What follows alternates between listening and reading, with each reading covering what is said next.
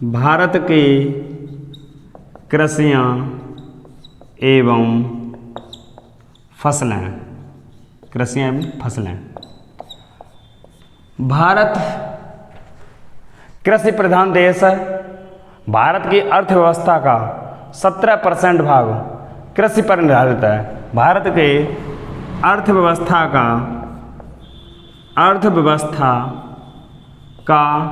17% कृषि पर आधारित है। भारत की अर्थव्यवस्था का 17% कृषि पर आधारित है। भारत एक कृषि प्रधान देश है। भारत की जनसंख्या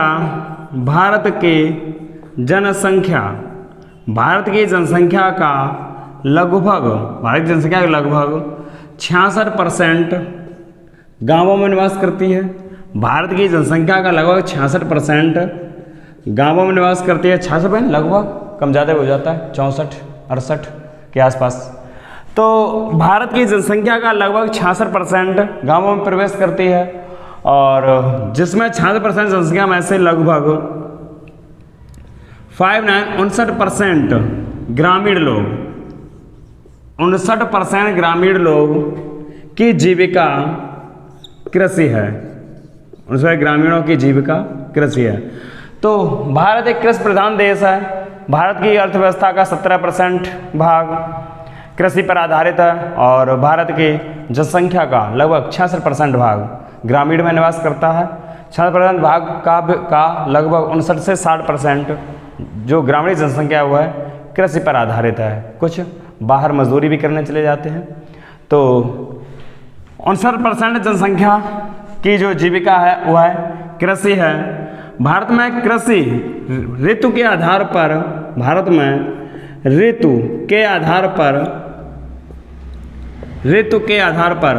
कृषि 3 प्रकार की होती है। भारत में ऋतु के आधार पर कृषि 3 प्रकार की है। 3 प्रकार की कौन कौन सी है? भारत में ऋतु के आधार पर कृषि 3 प्रकार की है। रबी की फसल, खरीफ की फसल और जायद की फसल। रबी, खरीफ और जायद की फसल। फिर अगर देखेंगे भारत की कृषि एवं फसलें। भारत की अर्थव्यवस्था का लगभग 17% भाग कृषि पर आधारित है, और भारत की जनसंख्या का लगभग 66% जनसंख्या गांव में निवास करती है। ग्रामीण जनसंख्या जिसका 66% जनसंख्या में से लगभग 59% जनसंख्या की जीविका जो है वह कृषि है। तो भारत की कृषि ऋतु के आधार पर 3 प्रकार की है। ऋतु के आधार पर गर्मी, सर्दी और वर्षा। ऋतु के आधार पर 3 प्रकार की है। वह रबी की फसल। रबी का मतलब है जिसकी कटाई एवं मड़ाई सूर्य की किरणें सीधी पड़ने लगें तब करी जाए। सूर्य का मतलब रबी की किरणें जब सीधी पड़ने लगें, फसल उस समय पक्के तैयार हो जाए, अर्थात कटाई एवं मड़ाई उसी समय करी जाए जब सूर्य की किरणें सीधी पड़ रही हों, तो उस फसल को रबी की फसल कहा जाता है। जब सूर्य की किरणें सीधी पड़ेंगी तो भारत में, तो इसकी बुवाई जो हुई होगी वह सर्दियों में हुई होगी, अर्थात अक्टूबर-नवंबर में। तो रबी की फसल की जो बुवाई होती है, ये कब होती है? अक्टूबर-नवंबर। बुवाई अक्टूबर-नवंबर में होती है, और कटाई एवं मड़ाई जो इसकी होती है वह है मार्च-अप्रैल में होती है। कटाई एवं मड़ाई मार्च-अप्रैल में होती है। रबी की फसल जो अक्टूबर-नवंबर में बोई जाती है और मार्च-अप्रैल में काटी जाती है सूर्य का प्रकाश सीधा पड़ने पर। यह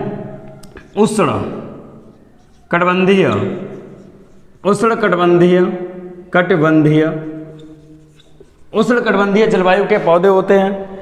जो रबी की फसल है यह उष्णकटिबंधीय जलवायु की फसल है, अर्थात गर्म मौसम की फसल है।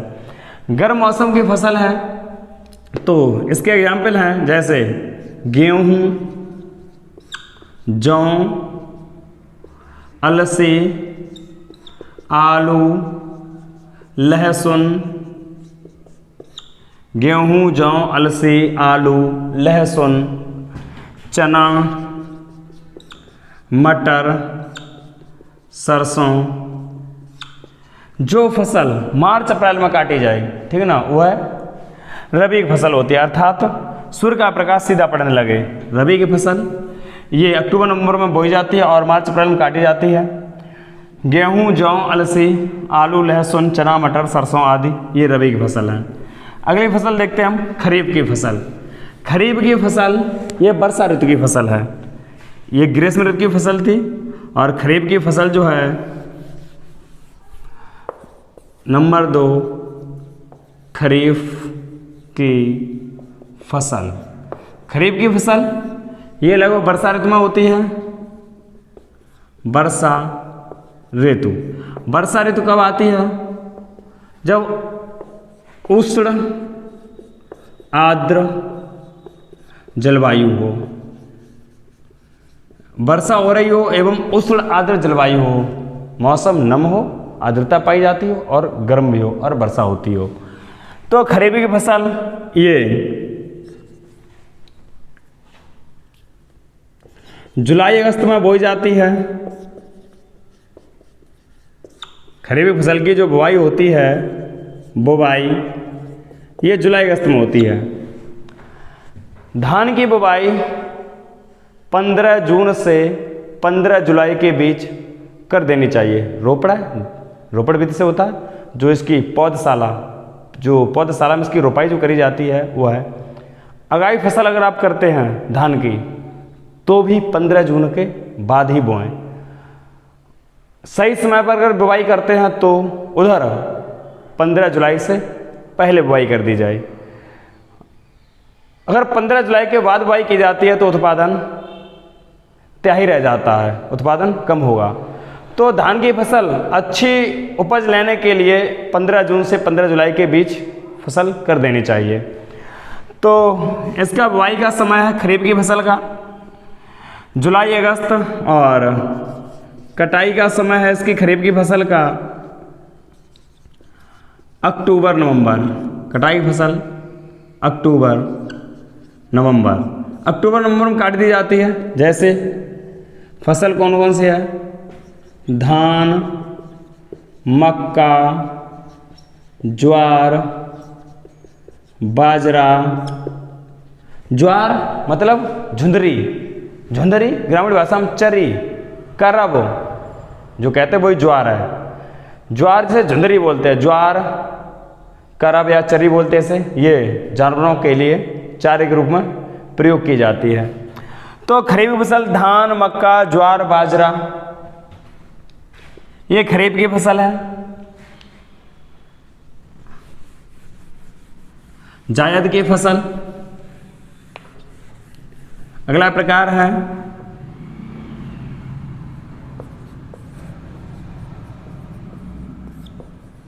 जायद की फसल।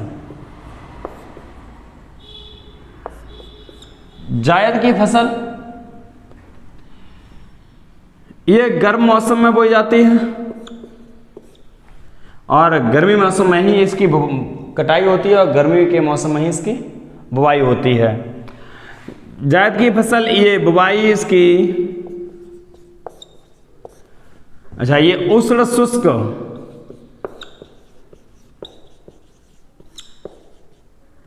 जलवायु में होती है। मौसम शुष्क हो, प्रकृति का नियम है।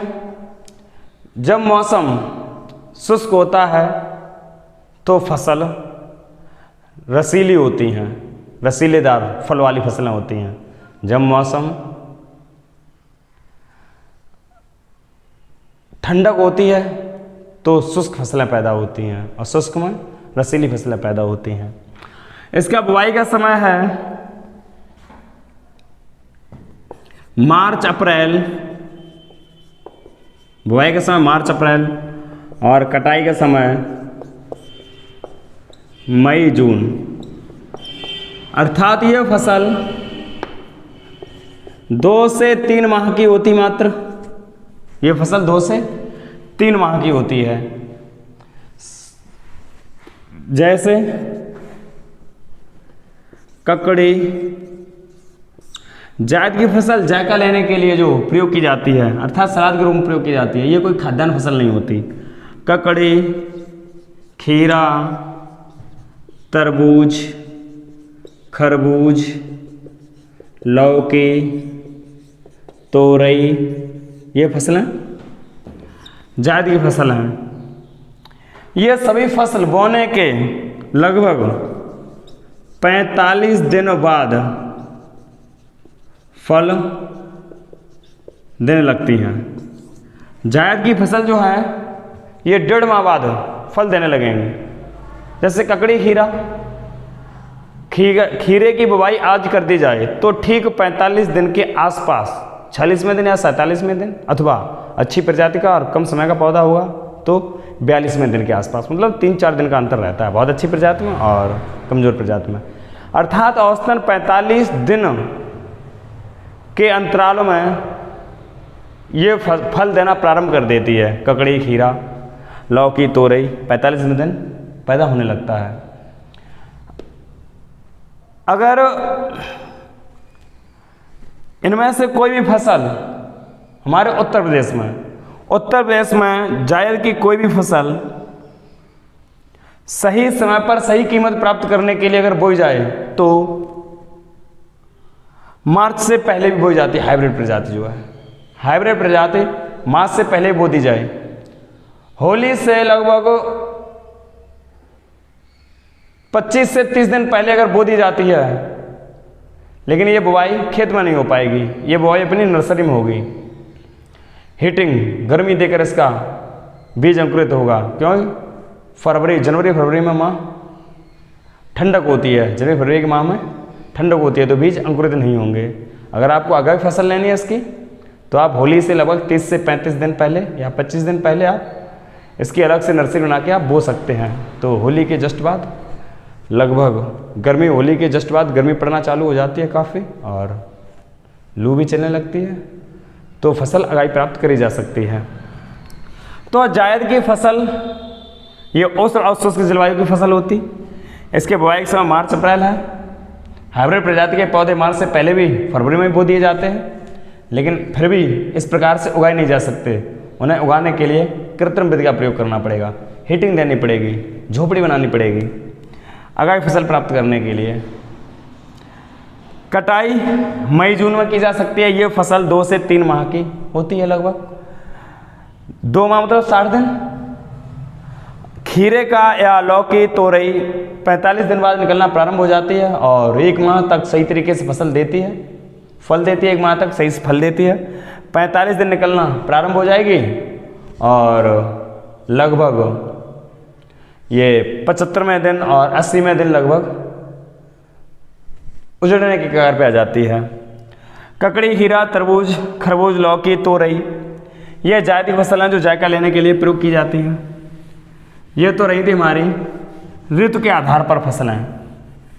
ऋतु के आधार पर फसलें, कुछ कृषियों के प्रकार। कृषि के प्रकार,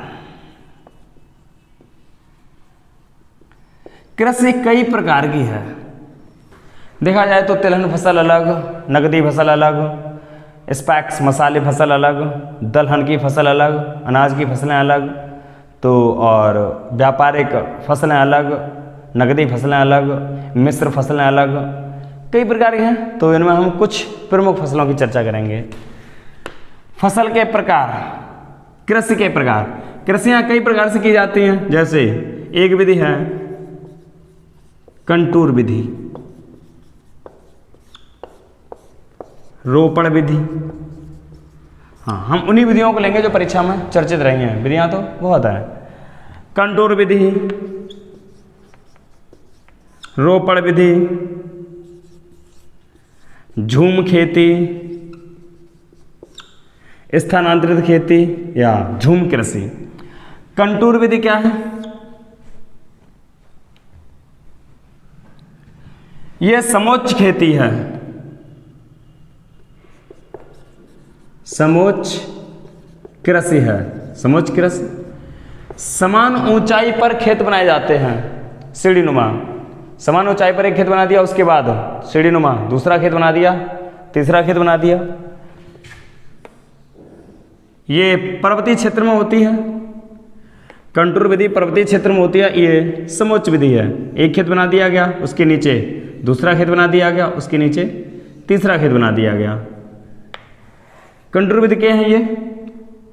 इनमें वे फसलें उगाई जाती हैं जिन फसलों को समोच्च कृषि या इसी खेती बोलेंगे सीढ़ीदार ढालूदार या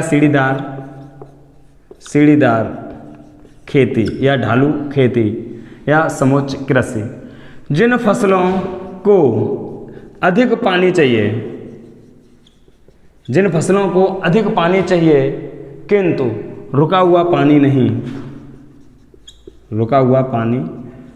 नहीं, अर्थात झाड़ीदार और साकदार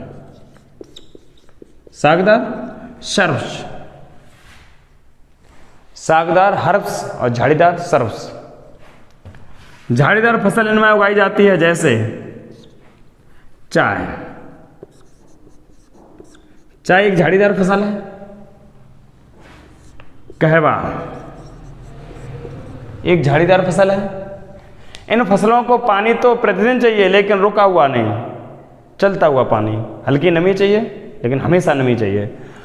तो इस वजह से ऊंचे खेत से पानी छोड़ा जाता, ढालूदार, रुकता नहीं है, नीचे तक सभी खेतों में चलता जाता है। तो यहाँ पर अधिकतर चाय की फसल उगाई जाती है और कहवा कॉफ़ी की फसल उगाई जाती है। चाय की फसल एक झाड़ीदार पौधा है और चाय जो प्राप्त होती है, चाय की जो प्रयोग की जाती है वह चाय की पत्ती प्रयोग की जाती है। तो परीक्षा में कई बार पूछा जाता है कि चाय की फसल या चाय के पौधे का कौन सा भाग प्रयोग किया जाता है? तो चाय के पौधे की जो हम डाल के पीते हैं, चाय बनाते हैं, वह चाय की पत्ती होती है।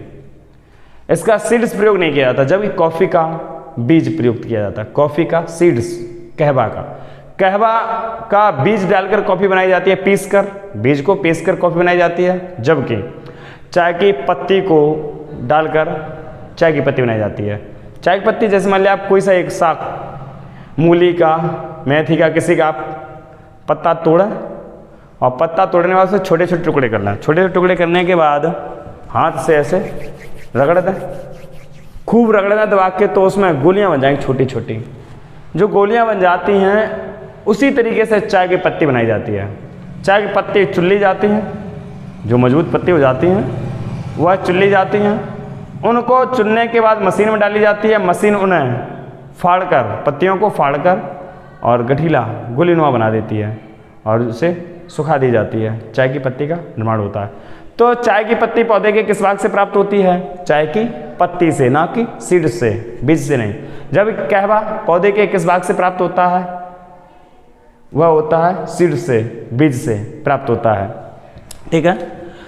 तो कंटूर विधि सीढ़ीदार खेत बनाकर पहाड़ी क्षेत्र में करी जाती है, जिसे समोच्च कृषि या सीढ़ीदार कृषि बोलते हैं। इसमें झाड़ीदार फसल उगाई जाती है जैसे चाय, कहवा और भी कई फसलें हैं। रोपण विधि वह फसल है जो नर्सरी में रोपने के बाद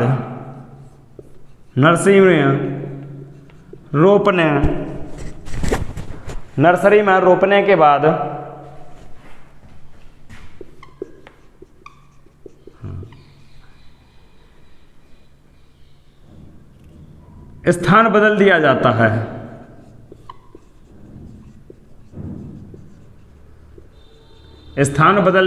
जैसे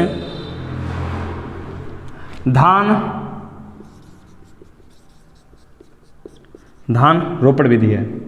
धान की रोपाई कर दी जाती है, फिर 45 दिन बाद इसके पौध को खेतों में रोप दिया जाता है। पहले इसके बीज की रोपाई करी जाती है। धान है, मिर्च है, मिर्च की भी पौधशाला में पौध बनाई जाती है। प्याज है, प्याज की पौधशाला में पौध बनाई जाती है। टमाटर है, इसकी पौधशाला में पौध बनाई जाती है। तो कुछ फसलें जो नर्सरी से उखाड़कर और खेत में लगा दी जाती हैं, वह रोपण विधि से होती हैं। अगली विधि है झूम विधि। झूम विधि, झूम विधि, झूम विधि क्या है? जहां उर्वरक की कमी होती है अर्थात गरीबी होती है, जो कृषि करने वाले किसान उर्वरक फर्टिलाइजर को खरीदकर प्रयोग नहीं कर सकते गरीबी की हालत में, और उनके यहाँ भूमि पर्याप्त होती है, वह है झूम विधि का प्रयोग करते हैं। झूम विधि क्या है? ये जनजातियों द्वारा करी जाती है। जनजातियों द्वारा, जनजातियों द्वारा, जनजाति जैसे झारखंड, असम, मेघालय, त्रिपुरा। झारखंड, असम, मेघालय, त्रिपुरा की जनजातियां ये क्या करती हैं कि जंगल को काट लेती हैं। क्यों? इनके यहाँ पहाड़ी क्षेत्र में भूमि काफ़ी होती है कृषि करने के लिए, लेकिन इनके पास आधुनिक उर्वरक एवं आधुनिक बीज नहीं होते हैं, तो ये झूम विधि का प्रयोग करते हैं। इनके पास आधुनिक यंत्र, आधुनिक बीज और आधुनिक उर्वरक न होने के कारण ये जंगलों में क्या करते हैं? जंगलों की कटाई कर देते हैं। जंगलों की कटाई करने के बाद उस वनस्पति को, जो काटी गई वनस्पति, वह वनस्पति वहीं सुखाकर जला देते हैं। सुखाकर जब जला देते हैं तो उसमें कार्बन एकत्र हो जाती है, राख। उस राख को जमीन में मिला लेते हैं। जमीन में राख को मिला दिया, मिलाने के बाद 2 से 3 साल तक उसमें फसल उगाई। 2 से 3 साल तक फसल उगाई, फिर जो कार्बन और उर्वरक की मात्रा उस मिट्टी में थी वह फसल द्वारा अवशोषित कर ली गई, अर्थात वहाँ पर अनउपजाऊ भूमि हो गई। तो इन्होंने वह भूमि छोड़ दी, आगे गए, जंगलों की कटाई करी, जलाया, राख को एकत्र करके वहीं मिट्टी में फिर मिला दिया, मृदा में मिला के मृदा कार्बन युक्त बनी। भाई जो राख होती है वो कार्बन ही तो है, वनस्पति का जला हुआ पदार्थ अर्थात कार्बन ही तो है। वही राख मिलाकर जमीन को उपजाऊ बना लेते हैं। उस राख से कई लाभ हैं। एक तो पोषक पदार्थ भी मिलते हैं उस राख से, कार्बन वगैरह रह जाता है। दूसरी बात है मृदा स्पंजी हो जाती है, राख हल्की होती है, तो मृदा स्पंजी हो जाने से उस मृदा में जल धारण क्षमता बढ़ जाती है, अर्थात रंध्राकाश की मात्रा हो जाती है उसमें। इस वजह से ये जनजातीय लोग झूम विधि का प्रयोग करते हैं। क्यों? 2 कारण। एक तो भूमि की वहाँ कमी नहीं है, तो इसलिए ये भूमि को बदलते रहते हैं, कृषि को करने के लिए भूमि बदलते रहते हैं। दूसरी बात, वहाँ पर उर्वरक न होने की वजह से भूमि अनुपजाऊ हो जाती है, तो ये जंगलों को काटकर वहीं जला देते हैं और राख मिला देते हैं। राख मिलाने से मृदा में 2 लाभ हो जाते हैं। एक तो कार्बन की मात्रा बढ़ जाती है मृदा में, पौधे को कार्बन प्रयुक्त मात्रा मिलता है, कुछ पोषक पदार्थ की प्रयुक्त मात्रा मिलते हैं। सबसे बड़ी दूसरी बात है भूमि, जो मृदा होती है वह स्पंजी हो जाती है, अर्थात रंध्राकाश बढ़ जाते हैं राख से। आपने राख देखी होगी, काफ़ी हल्की होती है, और हल्की होती है तो ये जब मृदा में मिलाई जाती है तो मृदा में ये रंध्राकाश की मात्रा को बढ़ाती है। रंध्राकाश बढ़ेगा अर्थात हवा की अवशोषण क्षमता भी बढ़ती है। हवा की जब अवशोषण क्षमता बढ़ेगी तो उसमें जल प्रवेश करेगा तो जल धारण क्षमता भी बढ़ती है। अतः झूम विधि जनजातियों द्वारा झारखंड, असम, मेघालय, त्रिपुरा के जनजातीय लोगों द्वारा की जाती है। ये जंगलों को काटकर जला दिया जाता है, कृषि करी जाती है। 2 से 3 साल करने के बाद ये स्थान बदल देते हैं, फिर आगे जंगली कटाई करते हैं, फिर जलाते हैं, फिर कृषि करते हैं, ऐसे ही बढ़ते रहते हैं। ये कहलाती है क्या? झूम विधि। कारण क्या था हमने बता दिया। कंटूर विधि में और झूम विधि में बहुत अंतर है। कंटूर विधि पहाड़ी क्षेत्रों में होती है, ठीक है ना। तो झूम विधि, कंटूर विधि, ये रहे कृषि के प्रकार। हम देखेंगे फसलें हमने 3 ऋतु के आधार पर देख ली थी। अब देखेंगे नकदी के आधार पर या व्यापारिक आधार पर। फसलें व्यापार के आधार से, व्यापारिक या व्यवसाय के आधार पर, फसलें व्यवसाय के आधार पर, व्यवसाय के आधार पर फसलें कई प्रकार से उगाई जाती हैं। जैसे नकदी फसल, वे फसलें जिनकी मैन्युफैक्चरिंग करी जाए अर्थात उद्योग से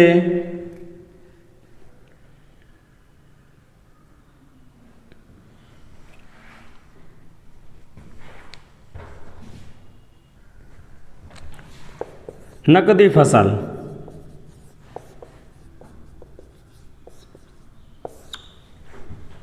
नकदी फसल ऐसी फसलें जो उद्योगों में जाकर मैन्युफैक्चरिंग करके प्रयोग की जाएं।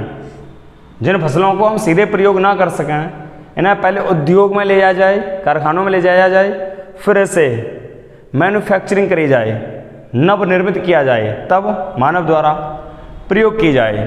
तो उद्योगों में निर्मित करने के बाद या नवनिर्मित कर प्रयोग की जाए, प्रयोग की जाए नकदी फसल कहलाती। जैसे गन्ना नकदी फसल है, आप कितना खा लेंगे गन्ना? गन्ना का रस निकालकर उससे चीनी अथवा मिठाई बनाकर गुड़, चीनी अथवा गुड़ बनाकर प्रयोग की जाती है। तो ये भी एक नकदी फसल या औद्योगिक फसल है। कपास, रुई का ऐसे कितना प्रयोग कर लिया जाएगा? रुई का पहले धागा बनाकर फिर उसके कपड़े बनाए जाएं, तब प्रयोग की जाए। जूट, चाय, चाय को हम सीधे प्रयोग नहीं कर सकते, इसकी पत्ती का निर्माण किया जाता। जूट को हम सीधे प्रयोग नहीं कर सकते, इससे रस्सियाँ, चटाइयाँ, गलीचे, दरी बनाकर प्रयोग की जाती हैं। गन्ना, जूट, कपास, चाय, मूंगफली, मूंगफली को हम ऐसे कितनी चबी जा सकती है? मूंगफली नहीं चबी जा सकती ना। इसका ऑयल निकालकर वनस्पति घी का प्रयोग किया जाता है। ऑयल निकालकर इसका वनस्पति घी बनाया जाए। मूंगफली का कुछ मेडिसिन में प्रयोग होती है इसके ऑयल। तो गन्ना, जूट, कपास, चाय, मूंगफली, महुआ, ये फसलें, इन्हें नकदी फसल के रूप में जाना जाता है। ये कुछ नकदी फसलें हैं। तिलहन, तिलहन, तिलहन उत्पादन में मध्य प्रदेश नंबर 1 है। तिलहन उत्पादन में मध्य प्रदेश नंबर 1, क्योंकि वहाँ पर सोयाबीन का तिलहन सर्वाधिक पैदा होता है, सोयाबीन का तेल सर्वाधिक पैदा होता है। तो मध्य प्रदेश को सोया प्रदेश भी कहते हैं, सोया का अधिक उत्पादन की वजह से। कुछ तिलहन फसलें होती हैं जिनसे तेल निकाला जाता है, जैसे अलसी, सरसों, मूंगफली, अलसी, सरसों, मूंगफली, सूरजमुखी, जो तेल के रूप में या जिन फसलों का प्रयोग तेल निकालने के लिए किया जाता हुआ है, तिलहन फसलें हैं। दलहन, दलहन उत्पादन में मध्य प्रदेश का नंबर 1 है। दलहन जिनसे दालें उत्पन्न की जाएं, अर्थात मूंग, उड़द, चना, मटर, अरहर, अर्थात जिन फसलों से दालें उत्पन्न की जाती हैं वह फसलें दलहन फसल कहलाती हैं। अगला देखेंगे मिश्र खेती। अगला देखेंगे मिश्र खेती। मिश्र खेती क्यों होती? मिश्र खेती, मिश्र खेती क्यों होती? कीटनाशकों से बचाव करने के लिए, कीटनाशकों से मिश्र खेती क्यों होती?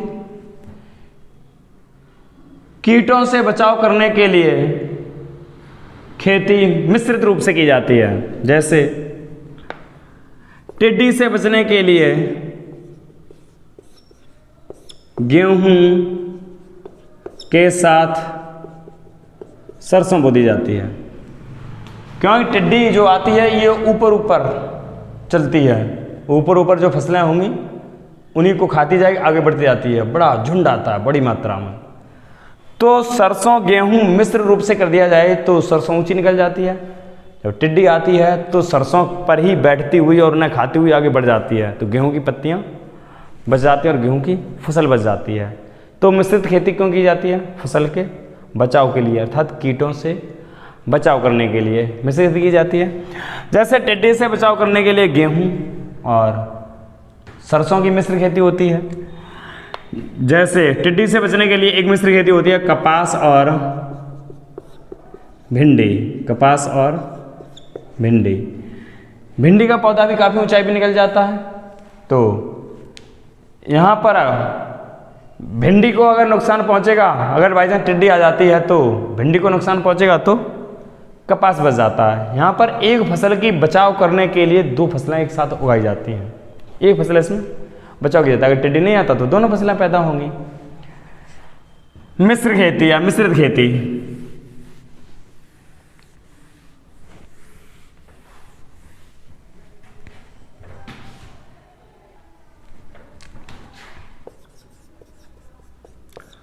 ऊर्जा कृषि या ऊर्जा फसल, ऊर्जा कृषि या ऊर्जा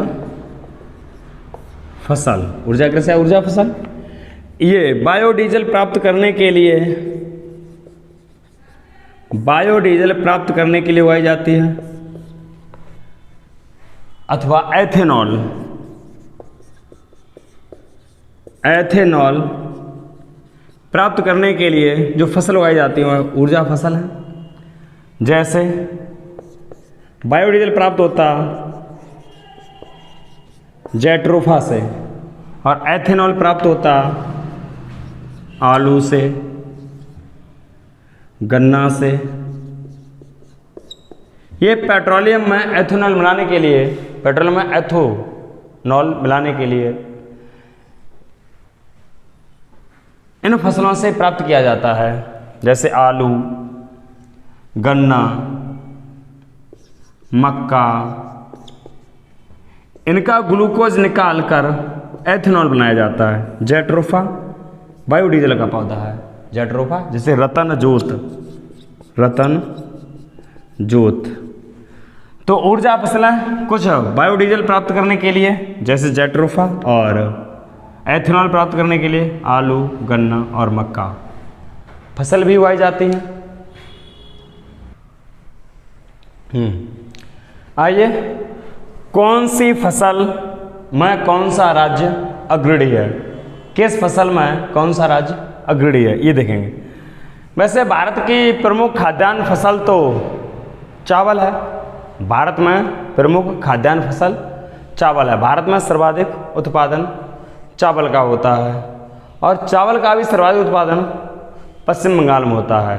किंतु महानदी के बेसिन छत्तीसगढ़ में चावल वर्ष भर पैदा होता है, अतः छत्तीसगढ़ को चावल का कटोरा कहा जाता। क्षेत्रफल की दृष्टि से सर्वाधिक चावल पश्चिम बंगाल में पैदा होता है, जबकि कम क्षेत्रफल में और सर्वाधिक वर्ष भर चावल जो पैदा होता है वह छत्तीसगढ़ में महानदी के बेसिन में होता है। तो महानदी बेसिन को अथवा छत्तीसगढ़ को चावल का कटोरा कहा गया। तो यहाँ पर प्रश्न सोचने लायक है कि भारत में सर्वाधिक चावल कहाँ पैदा होता है? पश्चिम बंगाल में। फिर चावल का कटोरा छत्तीसगढ़, क्योंकि वर्ष भर पैदा होता है। तो देखिए भाई, आम उत्पादन में अग्रणी राज्य उत्तर प्रदेश, चंदन में कर्नाटक, चंदन उत्पादन में अग्रणी राज्य कर्नाटक, मसालों की डलिया केरल, मसाले उत्पादन में केरल, सोयाबीन मध्य प्रदेश, मध्य प्रदेश को सोया प्रदेश भी कहा जाता, मध्य प्रदेश। चावल में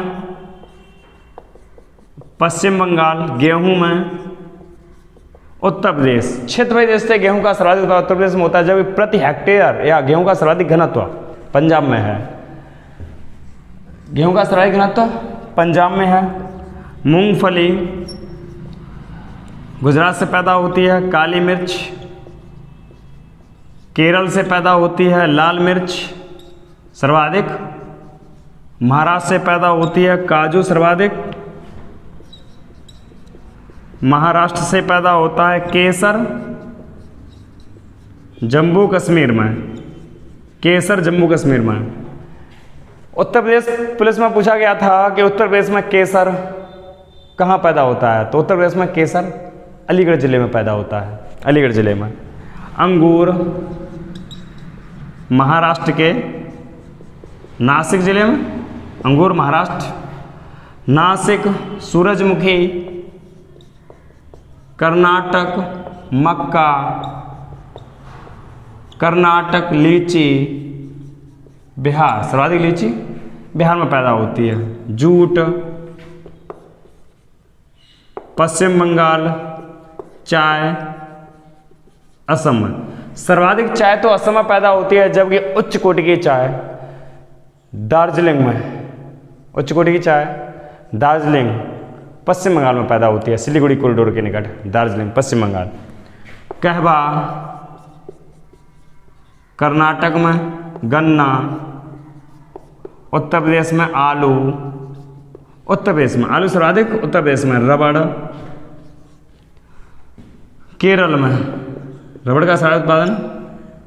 फलों का सर्वाधिक उत्पादन महाराष्ट्र में। सेब का सर्वाधिक उत्पादन पहले हिमाचल प्रदेश था, अब जम्मू कश्मीर में है 6 साल से।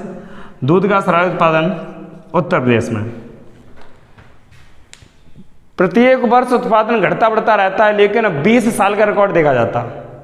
20 साल से सर्वाधिक रिकॉर्ड जिस राज्य का रहा उसे हम स्टैटिक जीके में देखेंगे। बाकी करंट अफेयर में क्वेश्चन घटता बढ़ता रहता। हाल ही में ऐसे पूछा था, हाल ही में फल उत्पादन में कौन सा राज्य अग्रणी रहा या किस राज्य को पछाड़ा, तो जो घटते बढ़ते रहते हैं वो हाल ही में करंट अफेयर में पूछे जाते हैं। फिलहाल ये जो 20 साल का पुराना रिकॉर्ड रहता है वह हमने आपको बता दिया। जैसे आम उत्तर प्रदेश में सबसे ज़्यादा पैदा होता, चंदन कर्नाटक को मसाले सबसे अधिक, केरल में, केरल को मसालों का बगीचा कहा जाता। सोयाबीन सर्वाधिक मध्य प्रदेश में, इसलिए सोया प्रदेश कहा जाता। चावल सर्वाधिक पश्चिम बंगाल में, गेहूं सर्वाधिक उत्तर प्रदेश में, मूंगफली सर्वाधिक गुजरात में, काली मिर्च सर्वाधिक केरल में, लाल मिर्च सर्वाधिक महाराष्ट्र में, काजू सर्वाधिक महाराष्ट्र में, केसर सर्वाधिक जम्मू कश्मीर में। उत्तर प्रदेश के लीड में भी पैदा होता है, लेकिन वो केवल यूपी वालों के लिए है। अंगूर महाराष्ट्र के नासिक में, सूरजमुखी कर्नाटक में, मक्का कर्नाटक, चंदन भी कहीं लिखा होगा, चंदन भी सर्वाधिक चंदन कर्नाटक। लीची बिहार में, जूट पश्चिम बंगाल में, चाय असम में, लेकिन उच्च कोटि की चाय दार्जिलिंग में। कहवा कर्नाटक, गन्ना उत्तर प्रदेश, आलू उत्तर प्रदेश, रबड़ केरल, फल महाराष्ट्र और सेब जम्मू कश्मीर और दूध उत्तर प्रदेश। और गुलाब उत्पादन सबसे अधिक पंजाब में होता है, गुलाब का उत्पादन सर्वाधिक पंजाब में होता है। ये तो रहते फसल के अग्रणी राज्य, फसल के अग्रणी राज्य।